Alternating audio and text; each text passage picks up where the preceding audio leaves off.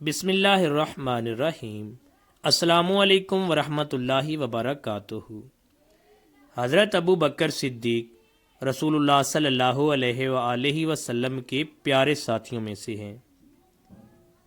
آپ نے کٹھن موقعوں اور مشکل مرحلوں میں رسول اللہ صلی اللہ علیہ وآلہ وسلم کا جی بھر کر ساتھ دیا اور اپنا سارا مال حضور صلی اللہ علیہ وآلہ وسلم کے قدموں میں نچھاور کر دیا۔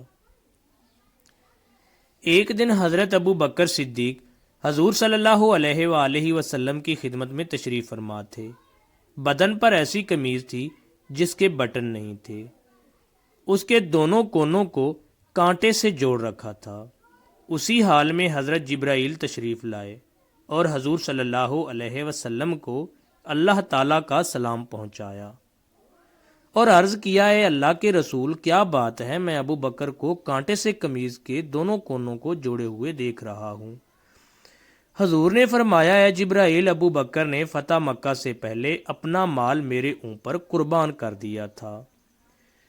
حضرت جبرائیل نے فرمایا، ان سے بھی اللہ تعالیٰ کا سلام کہہ دیجئے اور یہ بھی کہہ دیجئے کہ تمہارا رب تم سے پوچھ رہا ہے کہ تم فقیری کی اس حالت میں مجھ سے راضی ہو۔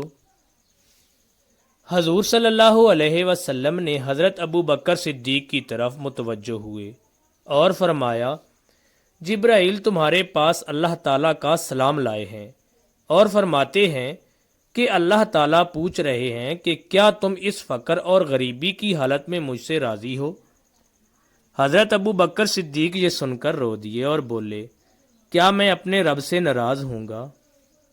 میں اپنے رب سے راضی ہوں، میں اپنے رب سے راضی ہوں۔ پیارے دوستو، فقر و محتاجی کی حالت میں بھی اللہ تعالیٰ سے خوش رہو اور زبان سے شکوہ شکایت ہرگز نہ کرو۔ تنگ دستی کی حالت میں اگر بندہ نیک اعمال کرتا رہے اور اللہ تعالیٰ کی اطاعت میں لگا رہے تو پھٹے پرانے کپڑوں اور غبار آلود بدن ہونے کے باوجود اللہ تعالیٰ اس سے راضی ہو جاتا ہے۔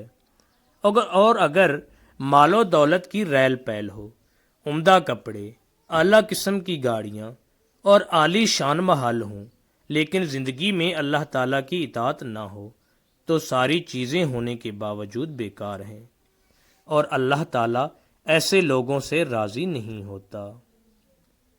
پیارے ناظرین، یہ تھا واقعہ حضرت ابو بکر صدیق رضی اللہ تعالیٰ عنہ کا۔ مزید ایسے واقعات سننے کے لیے میری چینل کو سبسکرائب کر لیں۔ شکریہ۔ السلام علیکم ورحمۃ اللہ۔